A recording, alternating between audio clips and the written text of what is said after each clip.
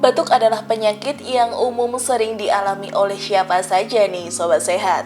Nah, meskipun dianggap sebagai penyakit yang sepele, namun batuk yang tak kunjung sembuh bisa membuat mood seseorang tidak baik dan mengganggu aktivitas.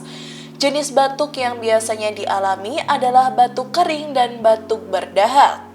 Namun siapa sangka hanya dengan berkumur dengan air garam hingga meninggikan kepala saat tidur dapat membantu meredakan batuk dengan cepat. Selain itu ada beberapa cara lain yang bisa dilakukan yaitu yang pertama yaitu minum teh jahe, yang kedua mengkonsumsi madu, dan yang ketiga oleskan balsam. Batuk yang sering terjadi biasanya diakibatkan oleh virus, bakteri, hingga alergi.